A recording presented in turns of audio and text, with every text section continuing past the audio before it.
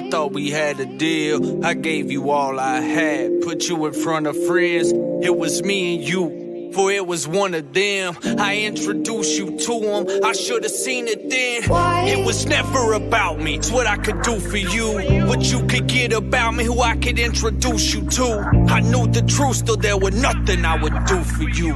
A fool for you, you break my legs, still jump through hoops for you. Why? I thought we had a deal. Why? I thought we had a deal. Why? I thought we had a deal. Why? I thought we had a deal. It's hard to let you go when I'm still holding on. Said I should leave you, I don't need you, should be moving on. This shit is stupid hard, and I ain't ready for it. Said I should leave you, I don't need you, I ain't ready for it. They weren't there for it, no, they weren't there, were they? They weren't there when she despaired to have her prayers working. She wanted to die daily, and I was 9 maybe. I'm on the couch with mom, talking about don't cry, baby. We'll be alright, baby. Yeah, we gon' make it through. I'm scared to death inside, but I know I can't let it through. I ain't know where to turn, I didn't know what to do. You gave me hope when there was none, I owe my life to you. Why? I thought we had a you deal. leave me not ready to let you go? Let you go. I'm begging, don't leave me. Take anything you want, everything if you want it. You gave my life purpose before it had any. You gave me courage when I didn't have any. We were the best of friends before I had any. I gave you all I had. You turned your back to me. You set a trap for me. I never seen it coming. You had me blind to if I didn't want to feel you numb it. You left my life a wreck, and I hate you for it. I'm still in love with you, and I hate you for it.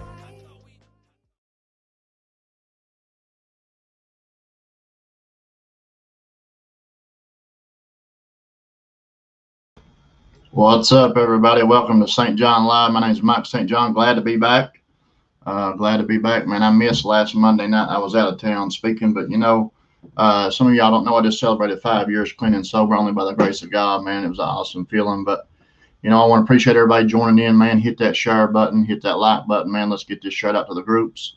There's people out there sick and suffering, still struggling, man. I'm just grateful to be here, man. The guest we got tonight, man, I met him back in 2016 when I entered the Hope Center. And, he said a sentence to me, man, that actually changed my perception and brought me to who I am today, man. And that's why I got him on here, man. He's the real deal. But I want to give a shout out here in the comments. Brittany Clemens, I see you. Annie Louise, welcome. Paul Pickett, room 217. I love you, Paul. Amber Fifth, welcome. Robert Koss, welcome. Joe Price, Matt Carlson, welcome. Glad you all are in here. Conte Potter, I don't know if I said that right. Work with me if I didn't. Paul Martinez, let's see. Who else we got? Jamie Luster, I see you, Bob. Joe Price. Let's see. Who else we got in here? Christina, there's your boss. Aaron Heath, but yeah. Danny Vance, I see you, man. Listen, y'all hit that share button, hit that heart button, man. Let's get this shared out tonight. Let's help somebody, man. I want to give a shout out here to one of my page sponsors, One Stop Phone Shop out of London, Kentucky.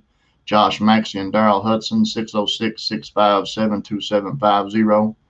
My intro and outro music, Ricky J. Green, #Dollar Green. If y'all don't care, man, post your sobriety clean dates. Let us know where you're watching from.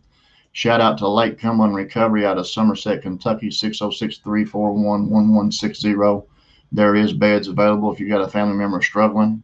Send me a private message. I'll get you in touch with the right people. But yeah, it's just amazing, man, to celebrate 5 years, man, when I couldn't go 5 minutes. And, all glory goes to God, man. But I had to be done, man, and I was done. I said, God, please help me, and here we are. But, recovery is possible, man. It's all up to you all, man. If you're done, you're done. If you're not, you're not. But that next one may be your last one. Cruz Culbertson, I see you, man. Welcome. Michael Tate, Joe Price out of Ohio, Who else we got in here? Yeah, we're gonna get this thing started, man. This guy here, like I said, I met him back in 2016 when I entered the Hope Center, and me and him had a conversation in the back of the cafeteria, man. And he said, you ain't got to continue doing what you saw growing up. He said, you can be the change, man. And that stuck with me for a long, long time, man. And that's why I like this dude, man. He's the real deal. With that, I'm gonna bring him on here.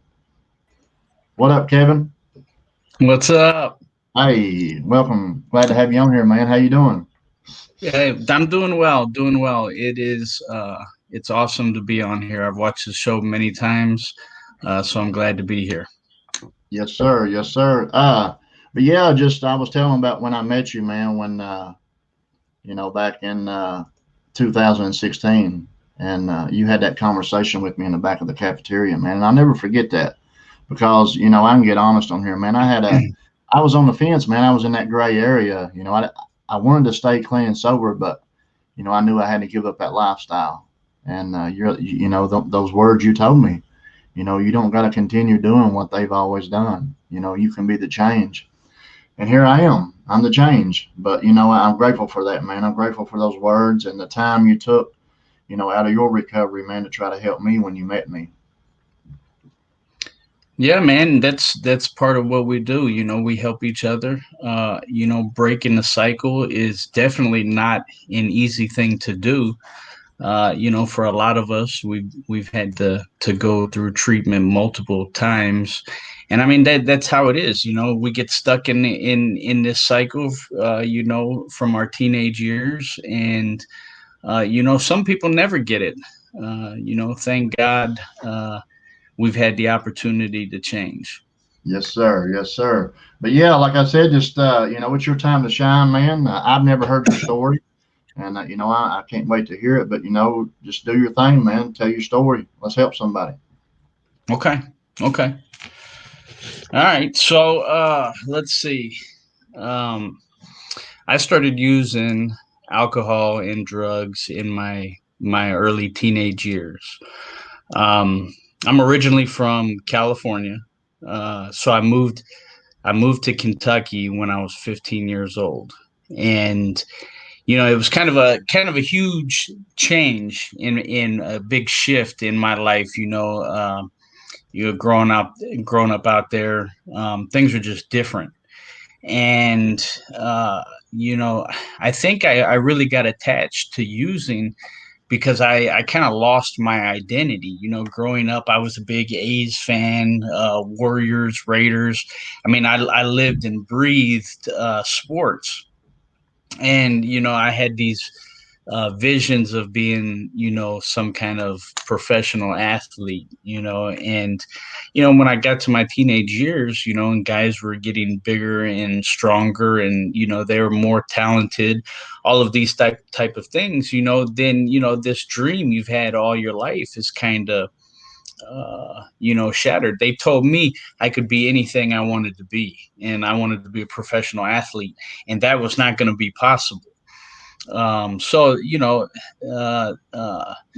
when I came to Kentucky, my whole identity kind of shifted. I lost who I was, and I met some other people that were kind of in that same lost state, and we took comfort in drinking on the weekends and smoking out. That we started out like everybody normally does, some alcohol and some weed, and did that for a couple of years, sneaking around. I became a master of being sneaky in my grandmother's basement, and I moved away from my mom and dad. Um, for no other reason than they had a plan to move to Kentucky. I was starting high school and they let me go. But my grandmother, did not really know how to, raise a young man. I mean, of course, she had four boys of her own, but she was in her 70s, and I was in her basement. And me and my buddies, we did what we wanted. and she would cook us bacon and eggs. I mean, just like some of the most amazing food ever. And she let us do what we wanted, but it wasn't like she didn't let us, smoke out, or she didn't let us drink. We had to kind of get around her going to bed and things like that. She always pushed, going to church and things like that onto us, tried to get us to, buy into those spiritual concepts, which I bought into, but I just could not live at the time, Right. and um, you know, me and my best friend, his name was Sean. I mean, we did everything together. We were just running buck wild. Um, I think the first time that I tried pain pills. Um, so my dad had these back surgeries, and so he worked on a Navy base in California, and they shut this base down in '96. And that he's from Calvert City, Kentucky, which is near Paducah. And so he had these back surgeries, and he was getting lower tab 10s, the Watson Yeah. 540s, the What's the blue ones. 540s, huh? Yeah, and so I remember I was working at the Dairy Queen. I had to get this job. It was my first job, outside of doing some electrical work with my older brother. And I remember I took like two of them, and I was drinking Coke and smoking cigarettes, and I remember feeling like, wow, this is where it's at. This is an amazing feeling, and that opiate buzz I had got from those pills. I mean, that was the buzz that I chased for a long time, and it never got better, no matter if it was 30s or what. Same buzz, this opiate buzz. But it was like energy. Um, I'd kind of describe it as a quiet energy versus, a loud or intense energy from like methamphetamine or cocaine or something like that. And I fell in love with it. Um, but my dad was the only place I could get them, so, and I wasn't getting them, I was stealing them. Right. So anyway, in my early 20s, um, I started getting in trouble. The consequences started to happen. Um, I remember when I was finishing high school. Thank God I graduated high school. Um, I remember telling my mom, I don't care if I see the inside of another classroom again. And I mean, she was sitting there crying. Um, you know, I mean, she had a lot of hopes and dreams for me, whatever, finish college, which I did, but at a later time. Right.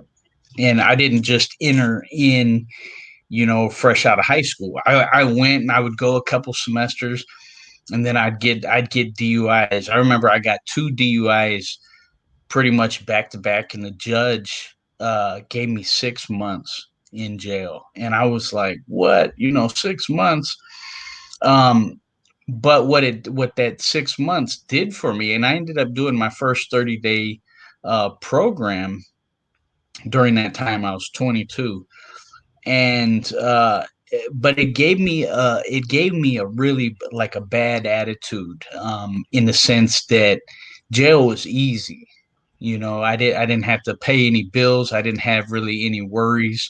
And I was in Marshall County Jail, and they had this people that were short timers, but were in there. Had finished their court date. We're doing 3 to 6 months. They had this dorm in the back, and your family could drop off ramen noodles and cigarettes and all of these things. So it was easy, and we're in this really country jail.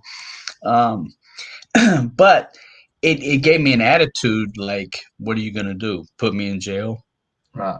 And, you know, from that point, it was, I kept getting in trouble. And, I'd try to go back to school. I'd end up dropping out because I had done something. And I have actually stolen two vehicles. Um, uh, whenever I would take something like Xanax or Klonopin and drink, see, I couldn't take those and not drink. It would put me to sleep. But if I take those and I start drinking, I become like this maniac on the street. And one night, I stole this guy's truck, man, and the dude just gave me attitude. I was in this like trailer with these girls, and something wasn't going as planned, and I walked out there, and I had like an attitude toward this guy, like, you know I can't cuss, but like F this guy, and I went out there, and his keys were in his truck. And I'm actually walking on a cane because me and my buddies had got jumped in Nashville, and these guys almost like cut my ear off. And I mean, they just, again, Xanax and drinking. I mean, we just got stomped on this night in Nashville. And anyway, a few weeks later, I'm like walking on a cane, and here I am again doing the same thing. Not breaking the cycle, eating Klonopins, drinking, and so I take this guy's truck, and I decided I was going to stash it in my grandma's woods. Then my grandmother had like a good piece of land, and there was these woods, so I stashed it in there. And I remember I had to like chop down a tree to get it where I wanted to get it, so it wasn't visible by the road. And so I had my brother. My brother was helping me. I'm like chopping down bushes and covering this thing, and it was there for 2 weeks. It was there for 2 weeks, and I got paranoid, and so I got it out and I took it to my mom and dad's. And I tried the same thing, covered it with bushes, except it was clearly obvious this next time. And, it looked like a bunch of limbs were on it, and the neighbors seen it and called the police. And so I got arrested for that one. And that wasn't enough. That was the first like serious time I had gotten in trouble with a felony. And my mom and dad, they got me a lawyer. They've been so good to me. I could never pay my mom and dad back the legal fees and everything that they've done for me. Um, so I ended up I had got this. It was like a felony diversion basically, um, and I screwed it up with a DUI. I had done some time on it. I got out. I had the felony diversion. If I would have just, kind of did what I was supposed to, I wouldn't be a convicted felon. Um, anyway, so I'm a convicted felon multiple times. Really, the crimes. I should probably be locked up forever. Based on the PFO and all of those kinds of things. The other truck that I stole. I was down at the club, which was more like a bar and people dancing in Paducah, and I got kicked out. I got kicked out for like stealing people's drink. I never had but very much money when I went, so I would like steal I would go in drunk, and then I would like take people's drinks while I was in there, and so I got thrown out of that bar. And the same thing. I'm like out there rummaging through like people's stuff, and in their vehicles, and another truck, like a big, nice truck, and the keys were in it again. And I just got in this thing and took off. And all the trouble that I had been in, it's crazy. I end up, I drove it around. I went and picked this guy up. We drove it around for a little while. And finally, when I pulled it up in the driveway at my mom and dad's, and my mom like wigged out, like, "What are you doing with this truck?" Which, again, I'm taking nerve pills and drinking, and so it paranoid me, made me paranoid. And the best I could come up with was, I got to get rid of the evidence. I'm going to set Right. it on fire. I'm going to set it on fire. And Not the I, fire. yeah, I set it on. So, and I went to the little Minimart and I stole like a barbecue lighter and, lighter fluid. Man, I took this truck down the road, a pretty good distance from my house, really, way too far. And, I set this thing on fire, man. With the owner's manual. Yeah, I set this thing on fire, and I took off. I took off running. I got all cut up from running through the bushes. I called my brother. My brother told me he could hear like sirens in the background when I was on the phone with him. And man, here I was coming up out of the woods, and these police were driving by. They were looking for the perpetrator, and there I am. I had the keys. I took the keys out, and I had the keys with me. You know, um, and that it was an easy conviction. Of course, I who knows? I might could have got away with it if I didn't have the keys. Who knows? Um, but anyway, Insanity. yeah, I had the keys, man, and that's how I got to the Hope Center, though, off that case. You know, my mom and dad went and they got me the best attorney they could find. Big shot guy in Western Kentucky there. I'm not going to mention his name, but really good guy, really. And uh, this guy got me out pretty much immediately, and pretty much got me probation right off the rip. And I messed it up again with DUIs, and he was like, "You're done. You're probably going to penitentiary." And he was like, "And I'm not representing you." And I had these two Glocks that were pretty much brand new, and I basically I gave them to him to represent me. And Wow. yeah, so and he took that case and he got me to the Hope Center. Yeah, Awesome. 2005, November 2005 is when I arrived at the Hope Center in Lexington. And, getting out of breaking the cycle, getting out of the small town where, the only place to work was the Shell station and the Dairy Queen. There was some plants in the area that a lot of the people that made money in the area, some like chemical plants in Calvert City. Those were the folks that made money. I was not going to get on there. I had a record. I didn't have a college degree. Um, to breaking the cycle, getting me out of there was a big deal. Um, I had went probably 4 years without a driver's license. Just in that area, I couldn't pay for the DUI classes. um and I would get drunk and steal my mom's car and things like this. But when I got to the Hope Center, things changed. It's a bigger area, more opportunity. And during that time, the Privet Center, the Privet Center did not exist, Right. nor the Jacobs House. It was just the shelter. And the reason I chose the Hope Center was every program when I was sitting in jail, every program that I would look up and look into had like a 6 to 9 week waiting list.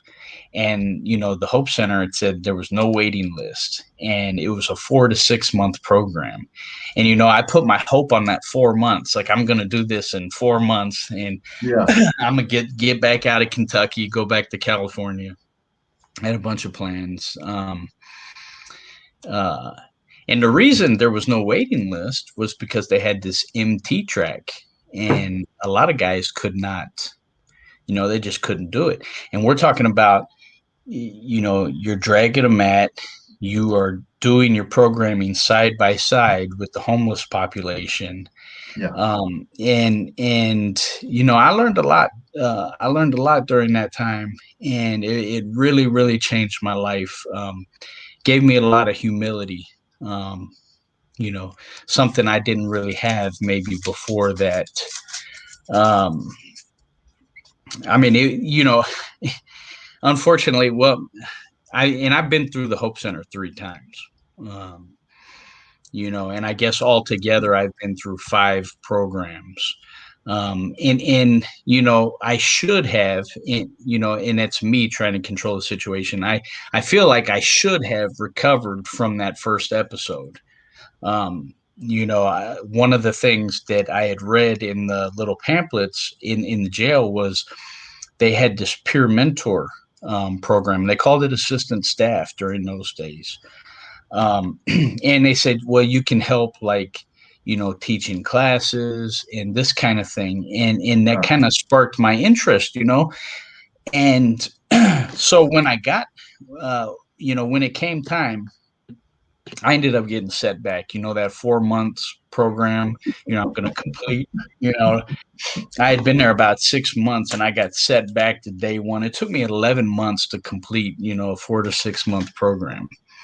Wow. And yeah, when it came time, I didn't really want to do the assistant staff thing anymore.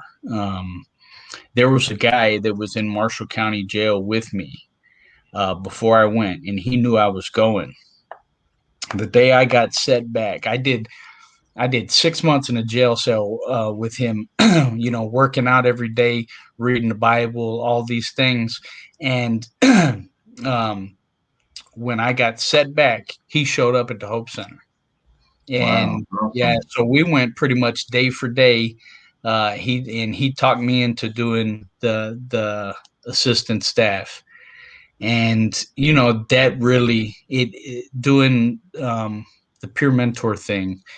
It really opened my eyes to that I could have purpose, and it really changed my life. I like to think I'm pretty good with the teaching classes. I did a lot of volunteer classes over the years at the Hope Center. Um, but I discovered this gift that I did not know that I had.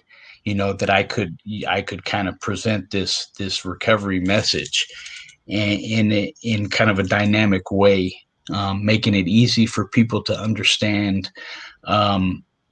And that gift, has kind of, even today, where at one time the addiction took every dollar I had. I make every dollar that I make today, fighting the disease of addiction. Yes. Every dollar that comes into my home is, basically off fighting this war. Um, Yes. yeah, man, uh, during that time, that was, I got on first with the shelter services. I did like 9 months on the assistant staff, and it was a great experience.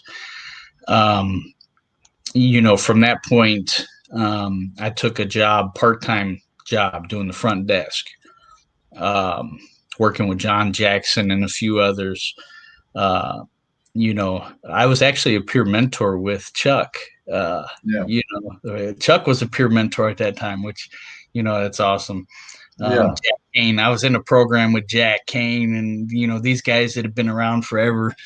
Um, but anyway, so I took a job with the shelter services, and I did that for almost a year, and then they offered me a position with the jail program. So I got to work at the Fayette County Detention Center, as a recovery counselor for the Hope Center, which was really big time for me because a lot of my story was in and out of jail. And so it was a big deal that I could go, in and out of the jail every day and present a message of hope. That was a Yes. huge thing. It ended up being I was trying to go back to school, and uh, you know, to fit the school schedule, the jail program was not really working out. So I ended up taking a job with the Ridge, and I learned a lot about you know treating the disease of addiction in that environment. There's nothing like the Hope Center, that's for sure. Um, but I worked on the adolescent recovery center. It's called ARC. For about 4 years at the Ridge, working with teenagers. And I can bond really well with a teenager, especially a teenager that I see myself in. Yes. um, and I had a lot of fun doing that. You know, I ended up, I ended up looking backwards though, and I went through a relapse.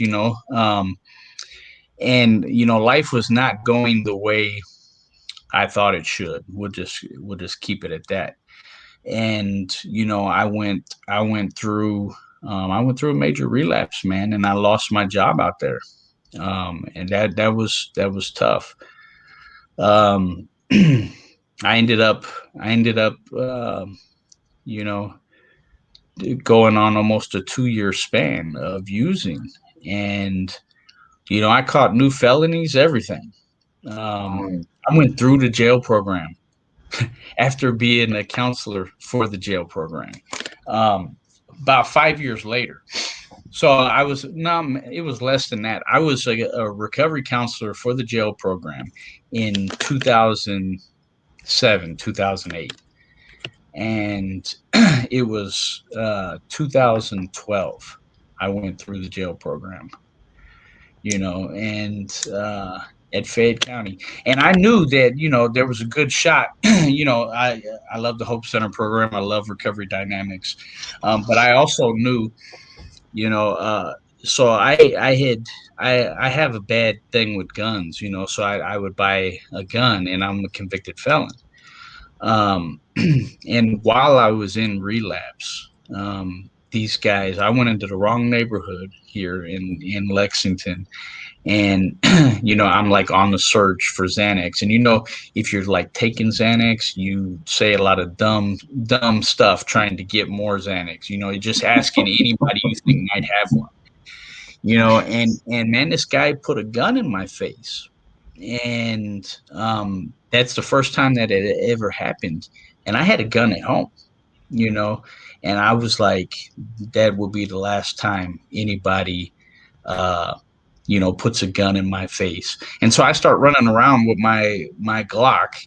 And a couple months later, I got arrested for at the little store there next to what used to be Lee's Chicken, over off Versailles Road, the yeah. marathon there.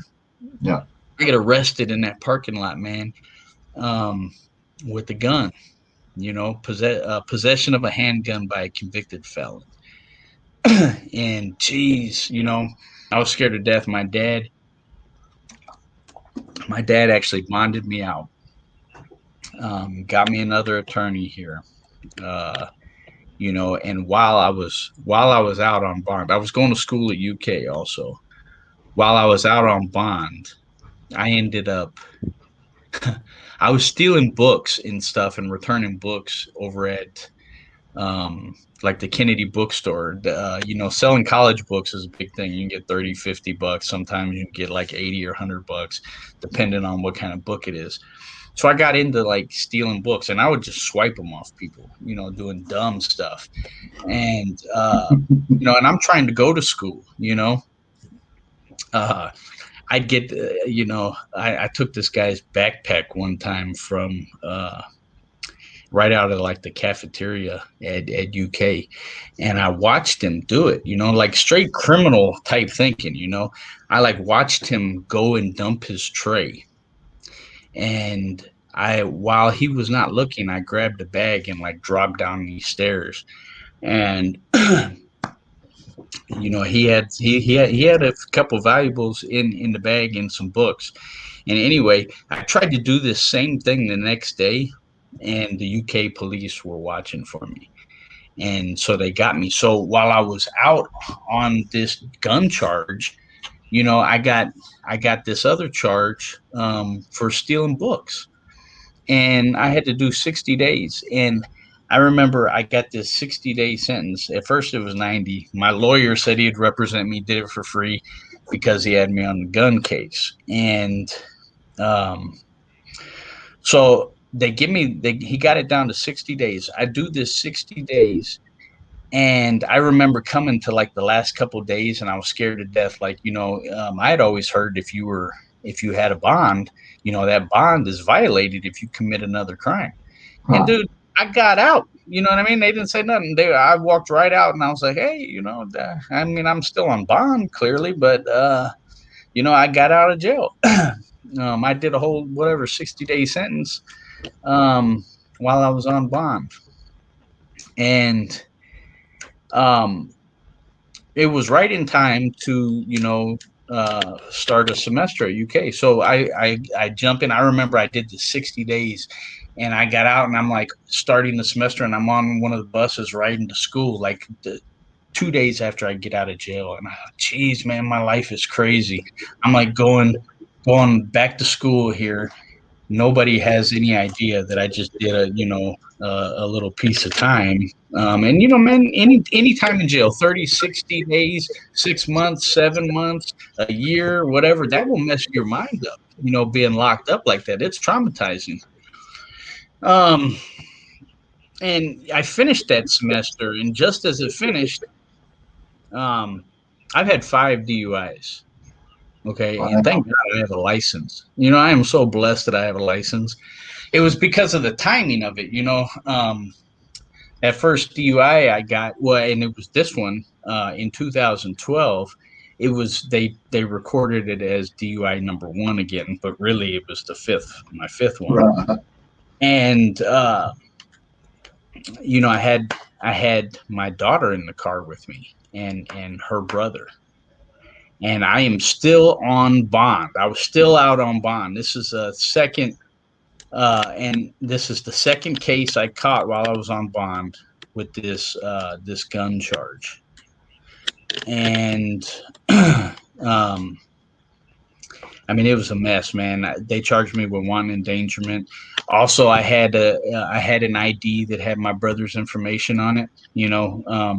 I went down there in Marshall County, man, and I went up in the courthouse with my brother's social security card and stuff. So I had a license with all his information. I was Chris Davis. I got arrested as Chris Davis. I had lost my license for 6 months over that. The Department of Transportation took my license for that.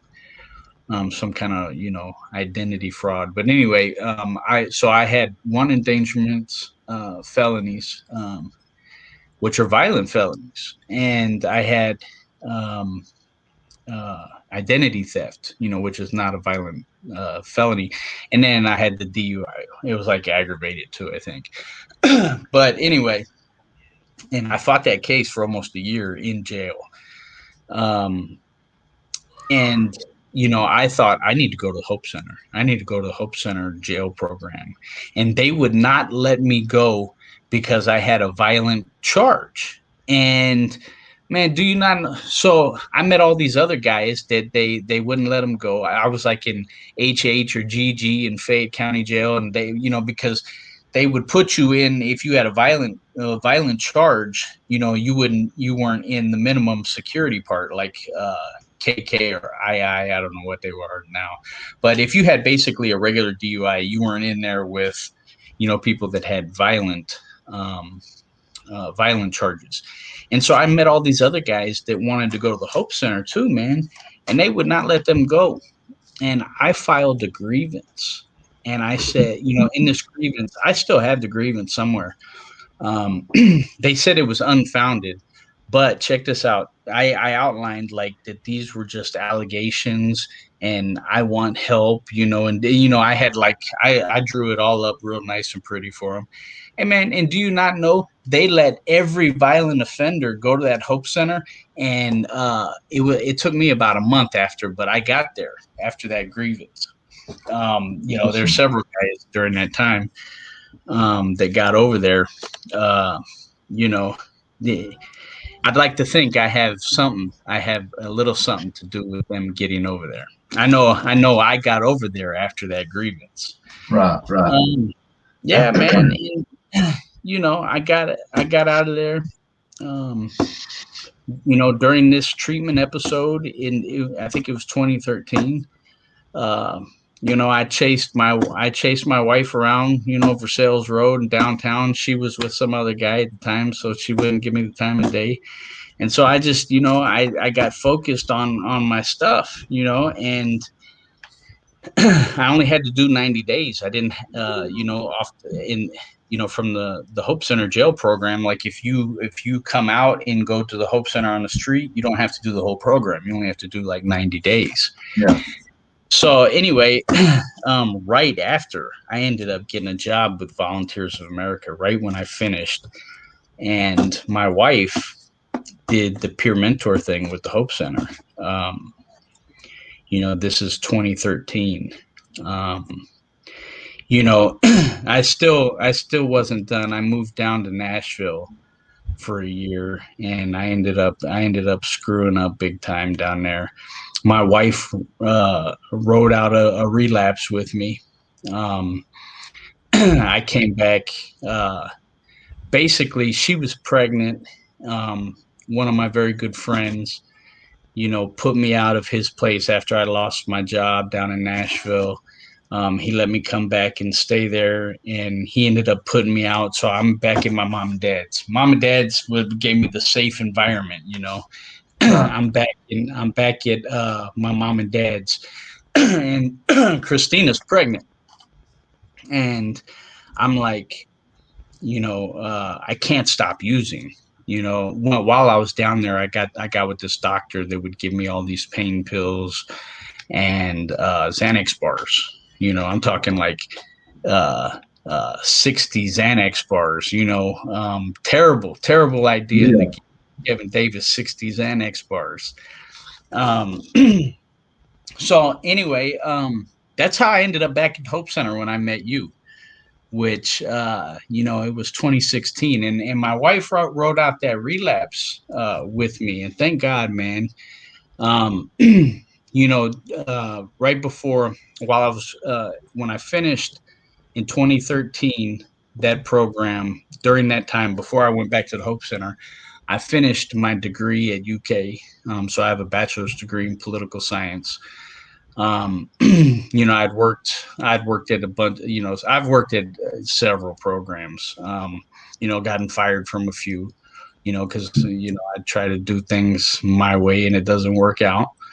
Um, you know, uh, let's see, I, the last few years, I've been working for clinics. And working in these clinics allowed me to make more. So me and my wife are big fans of peer support. Okay. If it's because this is how I got to where I'm at, basically. I was a peer mentor, and back in those days, there wasn't peer support, but that's what it is. Yeah. It was from programs like the Hope Center that they discovered peer driven recovery is where it's at. And so, Medicaid, whatever, they designed the whole peer support thing, a few years later. But we're big fans of peer support training and things like that. Uh, so I got certified as peer support, but I had a degree which allowed me to like go and teach classes at some places and get paid and then do case management, you know. So I spent a couple of years in some clinics, doing case management. And then, about a year and a half ago, um, I wanted to get into like, doing the business side of treatment. I used to do volunteer classes with the Hope Center. I do volunteer class now on Thursdays at Revive. And also every other week at St. James Place with a group of veterans. Awesome. Um, yeah, man. And I'd love to go back to the Hope Center sometime and do class. I love doing, in the middle of the cafeteria with 80 men, just bringing it. But we'll see. We'll see how God develops life. Uh, but I wanted to get in the business side, and I wanted to, like, make the biggest impact I can. And so, rather than just doing one-on-one, kind of like therapy sessions, doing case management. I want to get as many people into treatment as I can. And I got into an MBA program and Asbury, so I'm getting a master's in business administration. I actually just finished the first year of it, and I'm doing some summer classes now. Um, Awesome. yeah, man. My wife, she she did the peer support. She worked for Recovery Works. She helped build that program at Baptist. She was the peer support person, and basically they get people into treatment as well.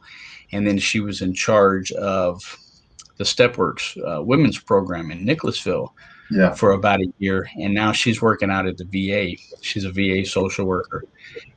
Basically, we have made our whole lives about helping people, um, and that's what we do. I mean, that's what makes us feel good, helping other people. God kind of has things twisted around. You want, but how do you really feel the joy? You give, give, give. You know what I Yes. mean? Yeah. And so discovering that, that's what we try to do. And we just had a baby the other day. Um, so we've got two boys. I've got a 13-year-old daughter.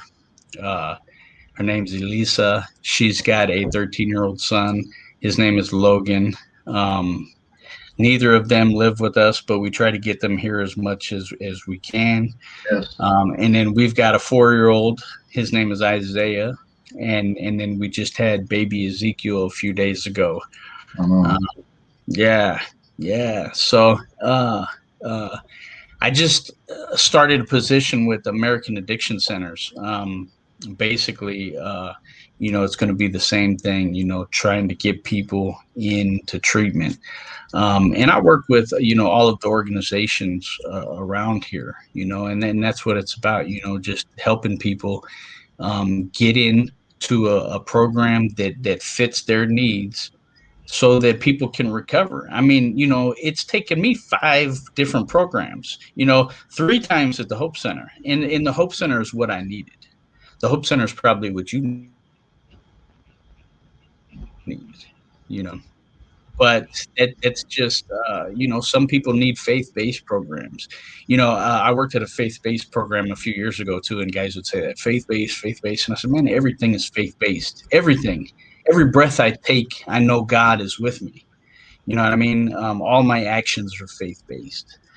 I love recovery dynamics. I love being able to, teach right out of the Bible and relate it to people with addiction, or just anything, any way that somebody's going to get it, and translate that message to them. Yeah, man. I don't. I'm never going to get out of the business. I love what I do. I'm gonna, just keep on moving forward. You know, uh, this is the last baby. This is definitely going to be our last baby. He was unexpected. Um, Honestly, we didn't want another kid. You know what I mean? And so here he is. Listen, both of mine was unexpected. You hear me? Yeah, yeah. I Uh, wouldn't change nothing, though. Yeah, and Christina said, "Oh, this isn't ideal," and I said, "Actually, it's the most ideal time for a child to be in our lives." Yes. 10 years ago, things weren't really all that great. We were younger, but right now, it's the most ideal. This kid is going to be blessed. And Yeah. that's a good thing. Yeah. That's why a lot of people ask us, like, I was 40 and Marie was 39, when we had Corbin, and they're like, why did you all wait so late? Well, listen, it ain't got nothing to do with me or her. It's God. I am grateful today that I didn't have a kid back in my madness, because I've been the deadbeat piece of crap dad, you know what I'm saying? But God's seen it fit for us both to get clean. And he's like, here, here's your blessing. I'm going to throw you a bone. Here's Corbin. And then boom, here's Kennedy, you know what I'm saying? But, I can't question it. It honestly, having Corbin made me grow up. Like, recovery taught me responsibilities and the truth, to look at myself, get the information of why I do what I do.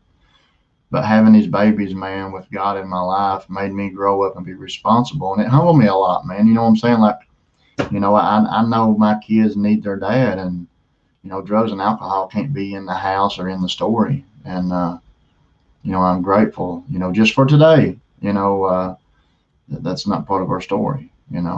Um, but, it's pretty powerful, like, to see you, like back in 16 when I met you. And then, here we are, and, on the screen tonight, man. I've watched your family, like your wife knows my wife.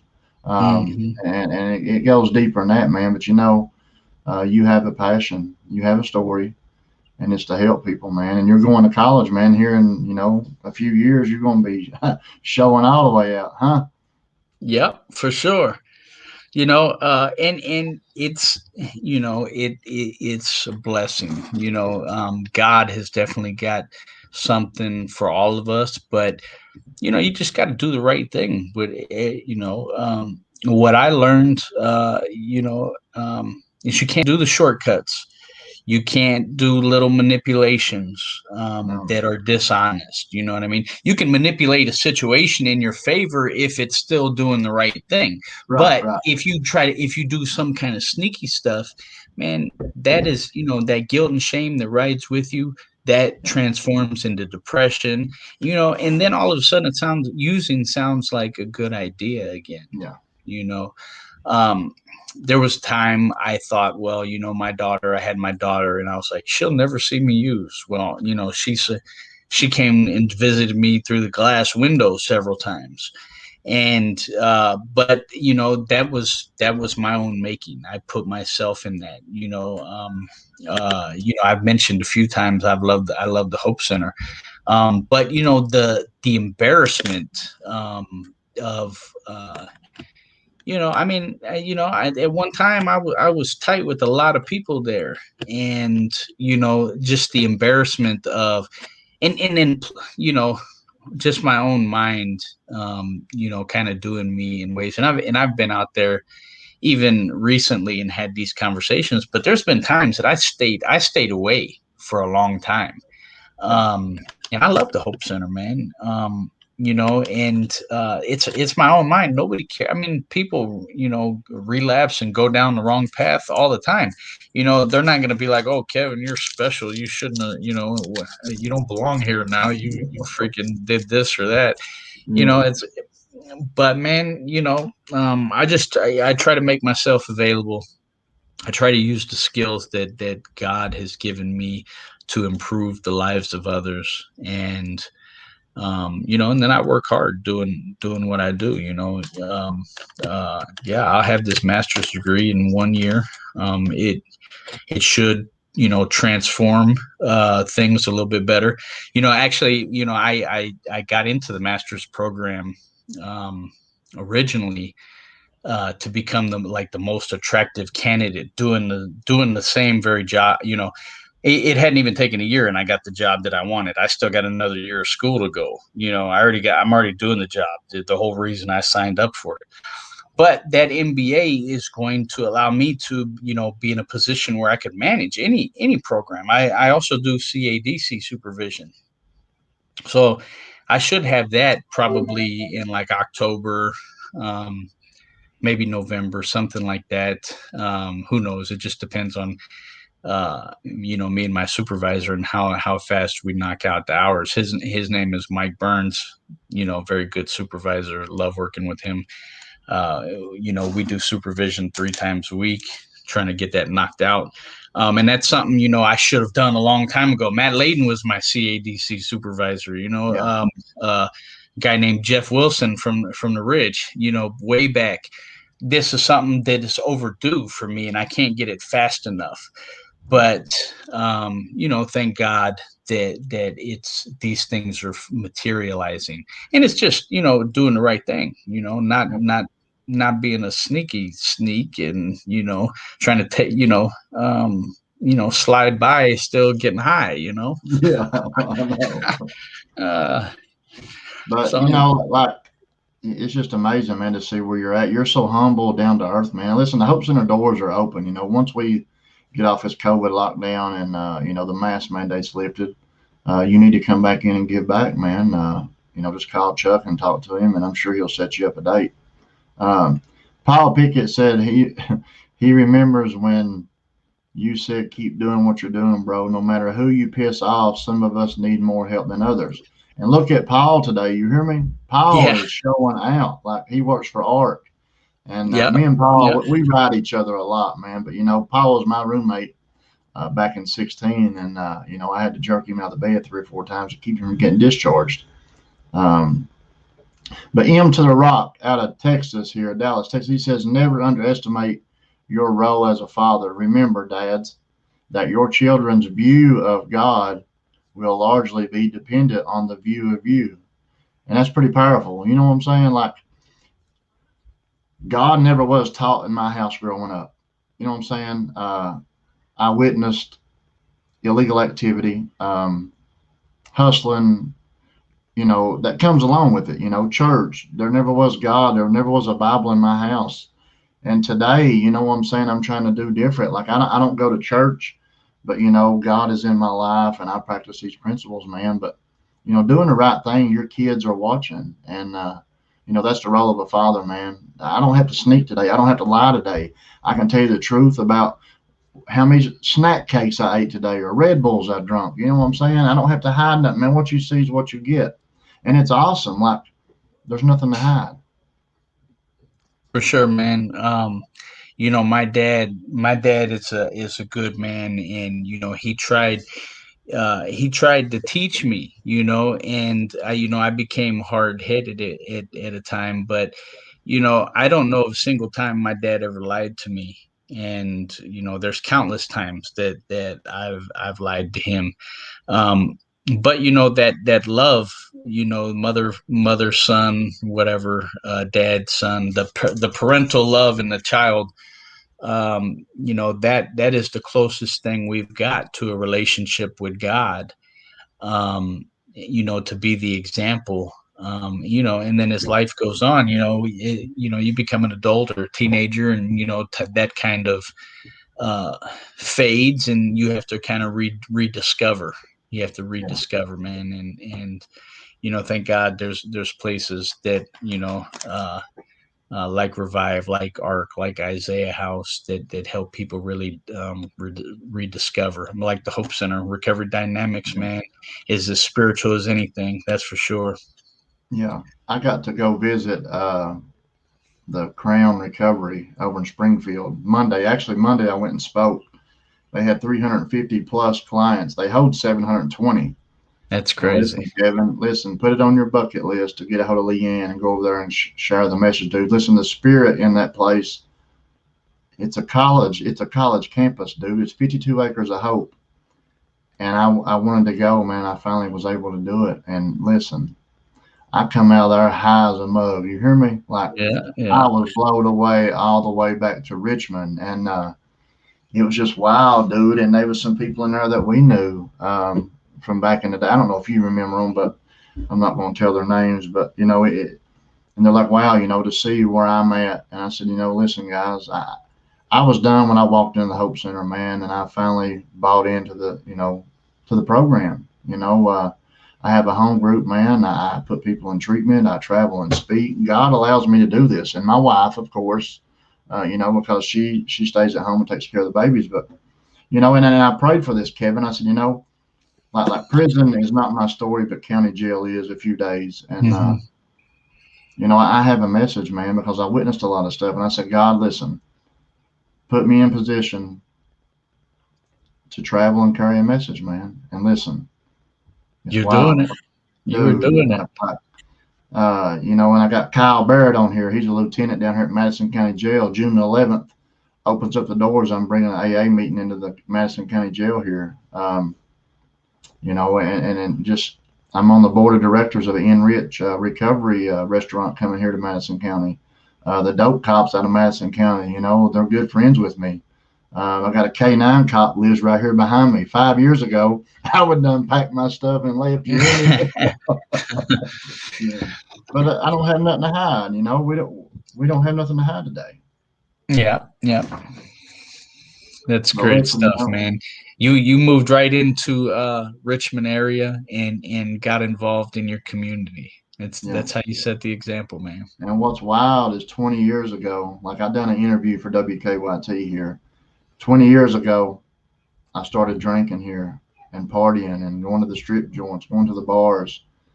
And I never dreamed that I would move back to a town where I started drinking alcohol and partying and the downfall to this disease.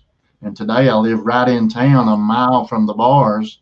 I drive through it and I look at this building, man, and I'm like, right there is where I started drinking at, dude. And the strip joint, the Manhattan Club, like I drive by it and I look and I'm like, dude, right there is where I done my first pill. You know what I'm saying? At the age Yeah. of 21. And Yeah. here I am today, and I prayed for this, dude. So, God is real, man. I work from the heart today, not the brain. And that's what it's about. Awesome, man. Awesome. Well, listen, man, I'm proud of you. We got a few minutes here left. Anything else you need to say or want to say? No, my son's trying to come through the door here. He keeps hollering, "Dad." Yeah, I don't know. I had to learn the hard way. That hopefully that story will, help others. Yes. I never had to go to the penitentiary, and thank God for that. I did way too much county jail. There. I mean, when you add that time together, I mean, it's even it wasn't wasted time, but I mean, it was just. Time is ticking away, and we have a limited time on this planet, and um, I guess I'd do it all over again, if it would get me back to the same spot, and I could do where's he at? Right there. Come here. If I could do, recovery, one of the biggest things that attracted me to recovery dynamics was basically the spirituality aspects and building relationship with God and then being able to help others do that. I mean, that's what's kind of held me in there. Yep. Yep. Yep. Well, listen, man, I love you. I love you, man. I appreciate you taking time away from your family to come up here and carry this message tonight. And listen, I mean, if you need me, you know where I'm at. You got my number, man, and hopefully we'll get together here soon. All right, love you too, bro. Love you, man. See you, bud. All right, bye. Yes, sir. Yes, sir. Good message, man. Kevin Davis is the real deal. And that's what I like about him, man. He's just down to earth, humble. I'm gonna give some shout outs here before we wrap this up. We got M to the Rock out of Dallas, Texas. Paul Pickett, I see you. Danny Vance, Aaron Heath from the Isaiah, I think it was Isaiah House or Ark. No, Ark. My bad. Joshua Guernsey, welcome, Bub. Latasha, Jeff Sample. Send me a message, Jeff. I've got all that information you need. Tonight or tomorrow, I'll get you. Kyle Barrett, my guy down here in Madison County Detention Center. Heather May, welcome. Every Monday night, guys, at 9 o'clock, we go live here. I can't read that big message, but yeah, every Monday night we got a good message next Monday night. If y'all got any questions, man, send me a private message. Lake Cumberland Recovery out of Somerset, Kentucky, 606-341-1160. Beds are available. If you got a family member struggling, man, send me a message. I'll give you my number to give to them, man. We'll get this process started, man. Get your life back. Well, listen, guys, we're going to wrap this up. I love y'all. Thanks for joining. Hit that share button. Hit that heart button. We'll see you next Monday night. We're out of here. This time